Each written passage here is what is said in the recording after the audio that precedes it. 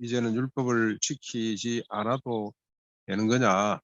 그럼 율법은 무용한 거냐? 그러면 죄를 더 많이 지어도 되겠네. 죄가 많은 곳이 은혜가 많으니 굳이 율법을 안 지켜도 된다고 하니 은혜로 구원을 받고 이롭게 된다고 하니 율법 따위는 필요 없겠네 하는 이런 논쟁들이 끊임없었던 것 같습니다. 그래서 이제 율법과 성도의 관계에 대해서 쭉 다시 또 설명을 합니다. 1절부터 4절까지 보면은 성도가 어떻습니까? 율법에 대해서 죽임을 당했죠. 예수 그리스도가 죽음으로 이제 우리 성도가 율법에 대해서 죽은 것이다. 이제는 하나님께 가서 하나님을 위하여 열매를 맺어야 된다. 그러기 위해서 이걸 설득하기 위해서 남편이 살았을 때 다른 남자에 가면 음녀가 되지만 남편이 죽고 난 뒤에는 남편에서부터 그 남편 그 지아비를 섬기는 법에서 벗어나서 다른 남자에게 얼마든지 시집할 수가 있다. 자유롭게 된다. 우리가 율법에 대해서 죽었다. 율법이 우리에 대해서 죽은 것이다. 언제 그랬습니까? 그리스도의 몸으로 말미암아 십자가에 돌아가실 때 그때 우리가 율법에서 벗어나게 되는 것이고 이제는 하나님을 위하여 열매 맺는 자로 자유로 끝나는 것이 아니라 어제 우리가 봤습니다만 이제는 하나님의 종이 되어서 우리 지체로 하나님을 위해서 사는 열매를 맺는 새로운 삶이 우리에게 시작된 것이다고 설명을 다시 하고 있습니다.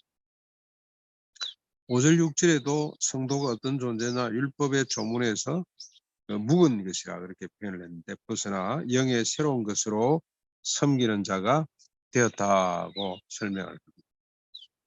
그러면서 7절 8절 율법이 죄가 되느냐 그러면 율법이 그러면 잘못된 거냐 라고 말할 수 있겠느냐 아니다 하는 겁니다.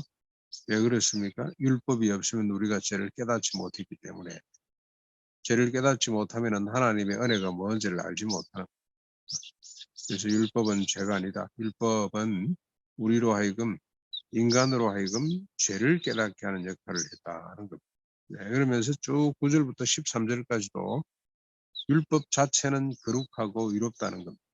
그리고 선하다는 겁니다. 율법 자체는.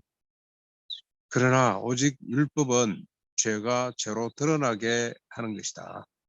그래서 사람을 죽게 하는 역할만을 했다. 원래 율법대로 살면 우리가 거룩하고 의롭게 되고 선하게 될 수가 있지만 인간은 결국 인간 문제도 하나님을 등지고 자기의 욕망에 사로잡혀서 늘 생각한 것이 악할 뿐인 인간으로 하여금 죄인임을 깨닫게 하고 죄가 드러나도록 하고 그 죄의 열매로 죽게 하는 역할만이 율법이 한 것이다. 그래서 율법 가지고 시비 걸 수가 없다. 예수 믿는 사람은 율법 안 지켜도 되냐? 그거 아니죠. 율법보다 더 율법은 그림자 역할이었다면 정도였다면 율법의 완성이라고 할 수 있는 산상보온의 삶을 살아내는 것이 성도이죠. 자꾸 이제 그걸 헷갈려 해서 율법 필요 없단 말이냐고 시비를 걸고 복음을 방해하는 자들을 향해 바울이 이렇게 잘 정의를 성령님의 도움으로 정리가 된 거죠. 오늘도 우리가 율법이 아니라 율법의 묵은 조문 때문에 사는 것이 아니라 은혜 아래에서 사는 율법의 수준을 넘어서는 율법은 제가 가만히 보니까 613가지가 한계를 정하는 것 같습니다. 힘의 한계, 능력의 한계, 소유의 한계, 욕심의 한계를 정하는 그런데 전부 다 그 울타리를 한계를 벗어나서 인간은 어쩔 수 없구나. 자기의 욕망의 사람이구나 하는 것이 드러났다면 복음은 어떻습니까?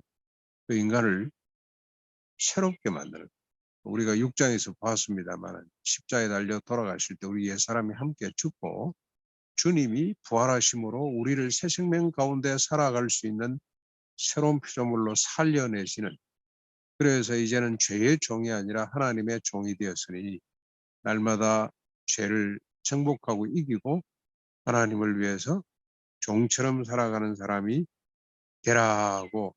되었다고 선언을 해줬는데 이 믿음을 갖고 하나님의 은혜 아래 오늘도 열심히 살아가는 하루가 됐으면 좋겠습니다.